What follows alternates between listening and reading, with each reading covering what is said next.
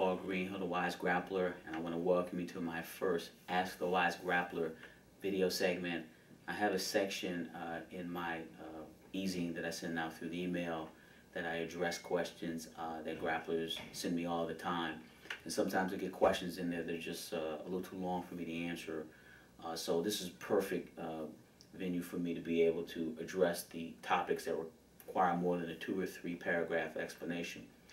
I got an email this week from an OG that joined the list, and he was happy that the training information was out there for him, but he started talking about how he had reached a massive plateau.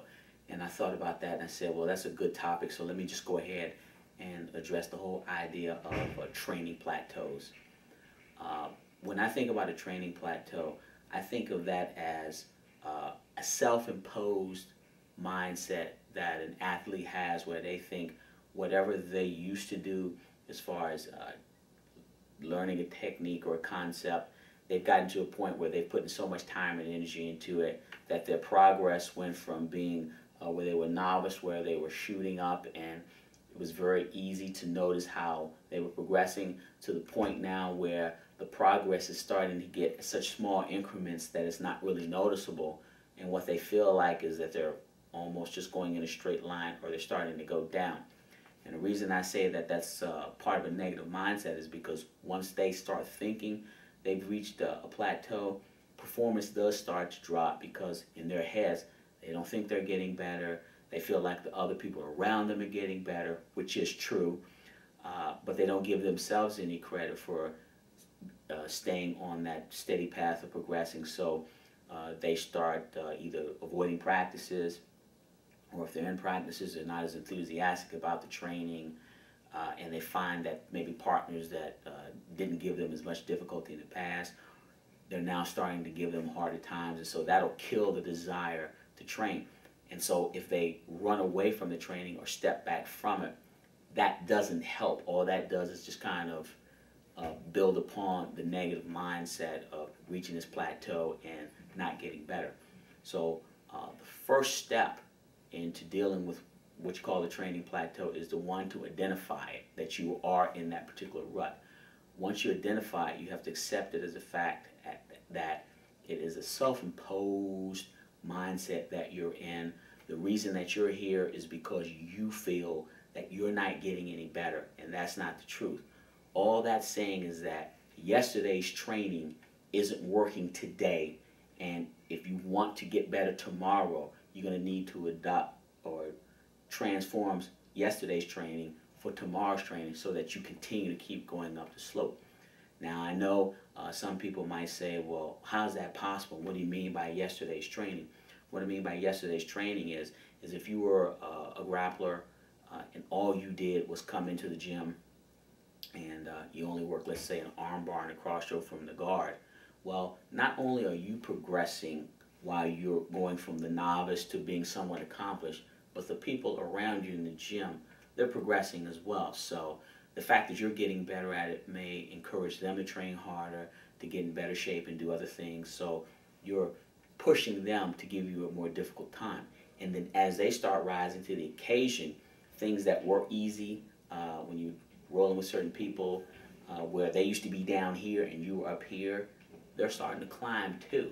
So then if it's not as easy to beat them like you think it used to be in the past, then you start thinking, well, I'm not getting any better. I'm not catching the people in the arm bars like I used to. My choke's not working. It's not that. You have 2 people that are going up at the same time. So you need to recognize that. Now, that's good, and I don't think you should get away from that.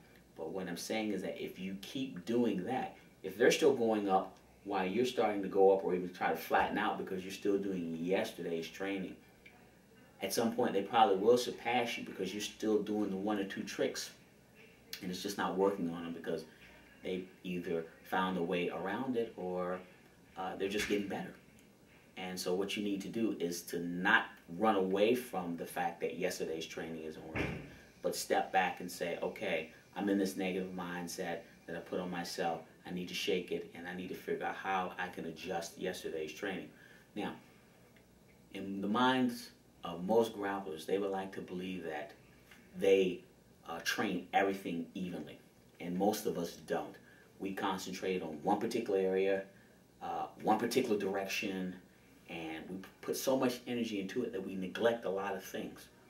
For example, there may be guys that are really good at doing the, or gals, doing the standing guard pass where they run to the right side.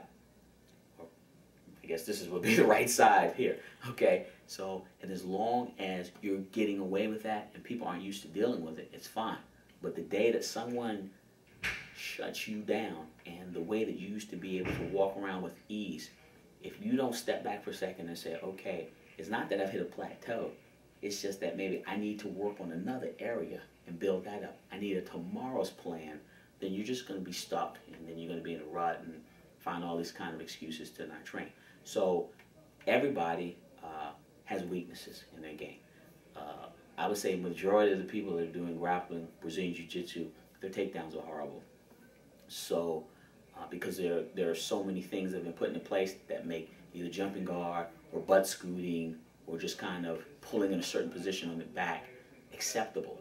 So if you feel like you're in a position where you've reached a plateau, step back for a moment and think about, what do I need to work on? And if you can think about what you need to work on, I can almost assure you that if you put energy into that, you'll see the plateau go away. So if, back to the early example, if you're good at passing on the right side from a standing, and people are kind of giving you more difficulty with that, now how about if you don't pass standing? How about if you just start working on the staying down passing? Now, and doing a knee cut across or something else. Now, what that's also going to require of you is to be able to kind of get out of yourself and get out of your ego to the point where you can go back to being in the novice zone. Because at every belt level, once you achieve a certain level of proficiency at a technique, you want to keep using that. And nobody wants to go back to the bottom and be where you're just trying to get familiar and you feel really awkward with things. But that's what's going to get you through a plateau. If I'm a weightlifter and all I ever do is shoulder presses, I'm probably going to have some nice shoulders, maybe some nice arms, but the rest of my body's going to be shot. So if I sit there and say, well, I've reached a plateau because my shoulders aren't getting any bigger, if I put time into developing my chest and my legs, then that would give them time to catch up and develop as well. That would pull me out of that mindset, and that would get me right back on that steep climb up toward progressing and going to the next level. That would take me away from being just a one-trick pony who can only do this one thing. Now I'm developing my game. And that's the quick tip for dealing with plateaus. Give it a shot. If there's something that you're having a problem with, work on something else, something that you're not good at. Give it time. Don't let the frustration kick in. Put as much time into that as you did to the things that you got proficient at that you felt like now you're not catching people with.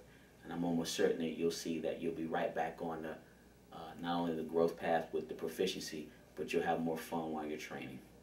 And that's it for the Ask the Wise Grappler tip. Good luck on the mat, and let me know how it goes. And if you haven't been checking out my website, go check it out at www.thewisegrappler.com.